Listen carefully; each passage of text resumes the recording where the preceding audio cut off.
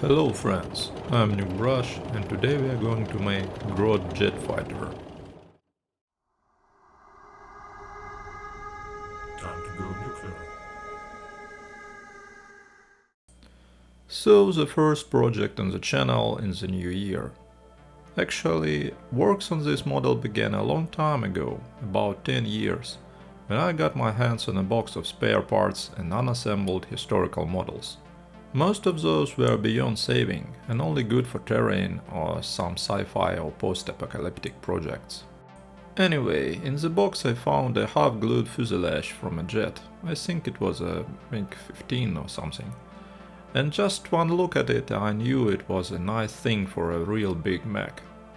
The materials I used to finalize this monstrosity include original and 3D printed bits, plastic cards, resin rivets and hoses from green staff, also metal wire and old guitar strings, and of course all sorts of junk, bits from the collection piles of any sophisticated modeler. And of course stand and matching base for the flyers were purchased separately. So, just 10 years later, I finally finished this long-term project. Well, if the model is already assembled, then it has to be painted. First I coat all the metal parts with a special metal primer to improve the adhesion of subsequent paint layers. And then I use a traditional primer for almost all my models, Grey Mistral Color 1000, diluted with a matching solvent to the desired consistency. There is nothing complicated in airbrushing the prime color, just patience and accuracy. I chose yellow as a main color for my jet fighter, or bomber if you prefer. But I didn't want it to be a monotonous yellow color. I decided that the top of the plane would be yellow-orange, and the bottom should be dark yellow, or even darker, more of an orange-brown. For the start I used purple-violet paint as a base for the shadows. I airbrushed the top and bottom of the jet in a solid enriched layer. But even if I overdone it in some places, it's not a problem, because I'll apply light grey paint over the purple on the top of the jet, a la zenithal lighting, and the bottom will be brown. To enhance the contrast of the protruding parts, I used light grey paint and a dry brush technique. The base for the yellow paint is ready, and I can begin applying the main color. I decided to experiment and used orange ink to overall cover. As a result, after drying, an interesting effect was created. The plane turned slightly rosy. Well, it is not a problem, we will work with what we've got. I take a brush and gradually apply yellow paint to the entire fuselage, except for the metal parts and weapons. I used wet palette and mixed several hues of yellow and even several types of paint, including inks and washes. It is thorough but interesting work, not without its difficulties of course. Firstly, I wanted to achieve a smooth transition between the upper, most illuminated and therefore brightest part of the jet and the lowest, darker part, and I wanted to achieve this effect on all fuselage elements. Secondly, as you may have noticed, the plane is glued to the fly stand somewhat crookedly.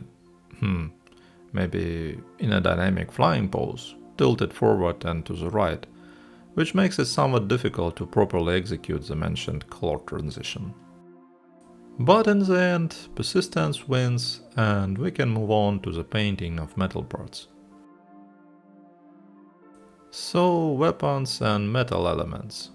When I saw how many parts remained grey after applying the main yellow color, I was slightly dissatisfied. Am I really going to paint all of them in a monotonous silver or steel? But we are not looking for easy ways, are we? So I made a determined decision to try combining techniques. Use true metallic metal paints and execute the chrome effect style, which is mainly used with non-metallic metal painting technique. It sounds difficult, I know, and yet I decided to try it nonetheless.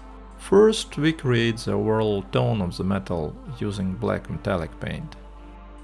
It's not difficult, the main thing is to avoid accidental application of metallic paint over our main yellow. Also, at this stage we need to decide which parts will clearly shine with chrome imitation and which will be darker. In my case, I chose the gun barrels and fuel pipes as the most striking and memorable elements, whereas blades should be duller, and the exhaust pipes will be the darkest metal parts on the plane. After all the parts have acquired the dark sheen of blackened metal, let's try adding some rust. It's the orc vehicle after all, right? I mix black metal, burnt metal and bronze, and then apply this mixture primarily to the surfaces that don't need a bright shine. As already mentioned, these are the numerous exhaust pipes, as well as the various metal parts on the underside of the aircraft. By changing the ratio of dark and light metallic paint in the mixture, we achieve the contrast between illuminated or clean surfaces and dark and dirty ones. But let's move on to the most interesting part, painting the mirror shine of the chrome and the sharpness of horizon line. Of course, on this type of aircraft it is highly unlikely to see full shining chrome, rather it will be simply bright metal, clean enough to reflect the sky and earth. I'm returning to the wet palette again, mixing various hues of blue and light blue metallic paints to imitate the reflection of the blue sky on the upper parts of the weapons and pipes. Again, there is a lot of precise work, especially on the fuel lines, with lots of ribs and other protruding elements. For the lower parts, which reflect the ground, I need to mix brown metallics, such as jet exhaust burnt metal, bronze and copper. The lower parts of the pipes also can reflect aircraft details. In this case, a little yellow hue should be added to the brown metal to match the main color of the jet body. The blades on the aircraft are painted steel over black metal, and then blue inks and washes are applied to them to imitate the reflection of the sky. The lower parts of the blades are correspondingly painted brown, combining the reflection of the ground with ordinary shadows. By the way, our jet is full of wires, made of various types of metal, some of which are completely unbraided. So we'll also paint them with different types of metallic paint: bronze, brass, copper, silver, even gold. The fasteners for these wires, however, are probably made of cheaper metal, so they can be left rusty black.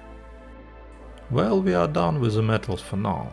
We can move on to painting the remaining parts of our jet fighter. The rockets, missiles and bombs on our plane will be bright.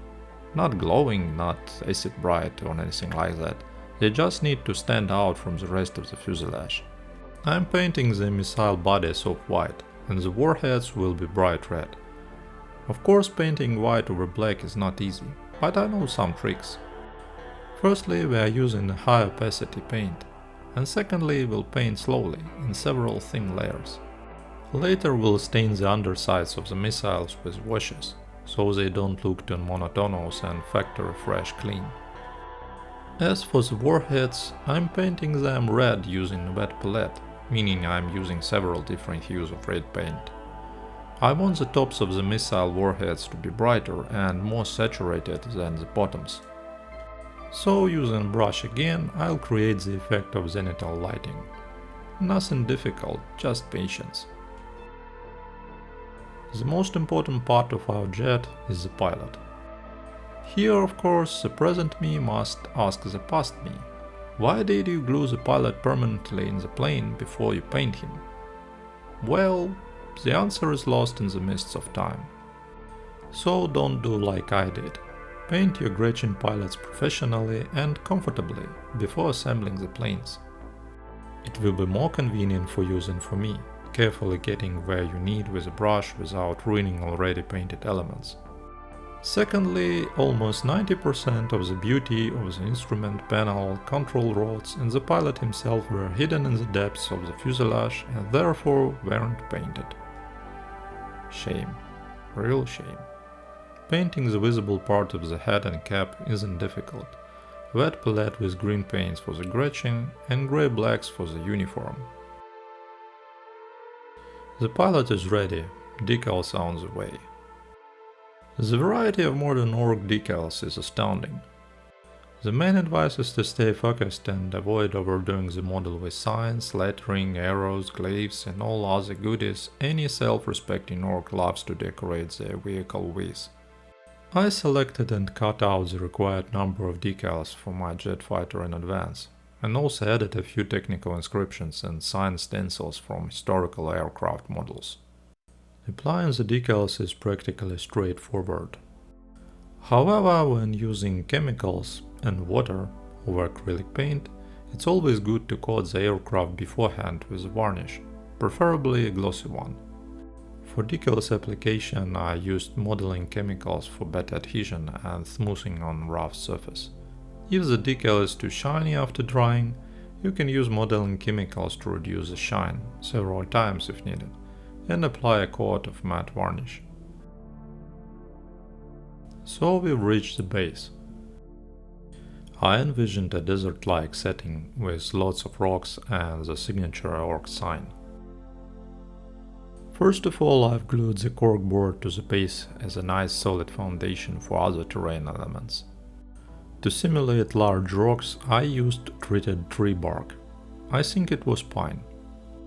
In any case, the bark was coated with diluted acrylic glue for better safety. I also found some antique decorative elements in my stash, which were used to break up the emptiness of the desert setting. All those details, along with small rocks and gravel, were also glued with acrylic adhesive. Then, once the glue had dried, I applied a terrain paste to simulate a desert-like sandy environment. The paste is acrylic based, meaning its application can be adjusted with a brush dipped in water. I also applied a crackle mixture to the central section of the rod, which after drying formed a network of cracks, nicely simulating the effect of parched dry earth. And then it was the usual routine: paint, wash, dry brush. I used brown paint for the basic shadows and then highlighted the rocks using dry brush technique and various sand color paints. In the final stage of working on the base, I added few patches of dry grass and laser-cutted flytrap plant to liven up the landscape a bit. That's it. The long-term construction video is coming to an end. All that remains is to glue the canopy in place, and our Gretchin ace is ready to fly into the heat of the battle. By the way, Happy New Year and late Christmas, friends! If you liked the video and want to see more models like this, feel free to comment, like and share it.